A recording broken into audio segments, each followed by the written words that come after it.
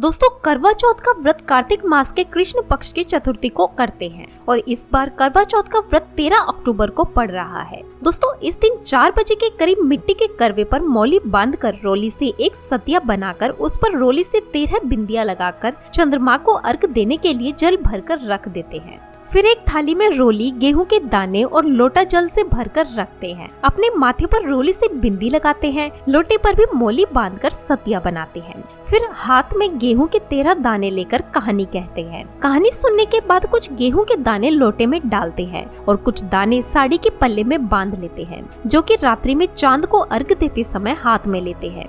लोटे का जल सूरज को देते हैं। एक थाली में फल, मिठाई, चावल, भरा हुआ खांड का करवा और रुपए भरकर बायना मिंजकर सासू जी, ननद जी या जेठानी को दिया जाता है। पानी को गमले में डाल देते हैं। तो आइए दोस्तों सुनते हैं करवा चौथ की कहानी। दोस्तों बहुत समय पहले की बात है। एक साहूकार के 7 बेटे और उनकी एक बहन करवा थी। सभी सातों भाई अपनी बहन से बहुत प्यार करते थे, यहाँ तक कि वे पहले उसे खाना खिलाते और बाद में स्वयं खाते थे। एक बार उनकी बहन ससुराल से मायके आई हुई थी। शाम को भाई जब अपना व्यापार व्यवसाय बंद कर घर आए तो देखा उनकी बहन बहुत व्याकुल थी। सभी भाई खाना खाने बैठे और अपनी बहन से भी खाने का आग्रह करने लगे, लेकिन बहन ने बताया कि उसका आज करवा चौथ का निर्जल व्रत है और वह खाना सिर्फ चंद्रमा को देखकर उसे अर्घ देकर ही खा सकती है। चूँकि चंद्रमा अभी तक निकला नहीं था, इसलिए वह भूख प्यास से व्याकुल हो उठी। सबसे छोटे भाई को अपनी बहन की हालत देखी नहीं जाती और वह दूर पीपल के पेड़ पर जाकर एक दीपक जलाकर छलनी की ओट में रख देता है। दूर से देखने पर वह ऐसा प्रतीत होता है कि जैसे चतुर्थी का चांद उदित हो रहा हो। इसके बाद भाई अपनी बहन को बताता है कि चांद निकल आया है, तुम उसे अर्घ देने के बाद भोजन कर सकती हो।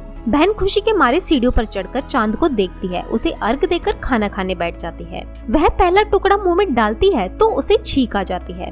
दूसरा टुकड़ा डालती है तो उसमें बाल निकल आता है और जैसे ही तीसरा टुकड़ा मुंह में डालने की कोशिश करती है तो उसके पति की मृत्यु का समाचार उसे मिलता है। वह बौखला जाती है। उसकी भाभी उसे सच्चाई से अवगत कराती है कि उसके साथ ऐसा क्यों हुआ। करवा चौथ का व्रत गलत तरीके से टूटने के कारण देवता उससे नाराज हो गए हैं और उन्होंने ऐसा किया है। सच्चाई जानने के बाद करवा निश्चय करती है कि वह अपने पति का अंतिम संस्कार नहीं होने देगी और अपने सतीत्व से उन्हें पुनर्जीवन दिलाकर रहेगी। वह पूरे 1 साल तक अपने पति के शव के पास बैठी रहती है, उसकी देखभाल करती है। उसके ऊपर उगने वाली सुई नुमा घास को वह एकत्रित करती जाती है। 1 साल बाद फिर करवा चौथ का दिन आता है। उसकी सभी भाभियां करवा चौथ का व्रत रखती है। जब भाभियां उससे आशीर्वाद लेने आती हैं, तो वह प्रत्येक भाभी से यम सुई ले लो, पीएस सुई दे दो, मुझे भी अपनी जैसी सुहागिन बना दो, ऐसा आग्रह करती है। लेकिन हर बार भाभी उसे अगली भाभी से आग्रह करने का कह चली जाती है। इस प्रकार जब 6ठे नंबर की भाभी आती है तो करवा उससे भी यही बात दोहराती है। यह भाभी उसे बताती है कि चूंकि सबसे छोटे भाई की वजह से उसका व्रत टूटा था, अतः उसकी पत्नी में ही शक्ति है कि वह तुम्हारे पति को दोबारा जीवित कर सकती है। इसलिए जब वह आए तो तुम उसे पकड़ लेना और जब तक वह तुम्हारे पति को जिंदा ना कर दे उसे नहीं छोड़ना।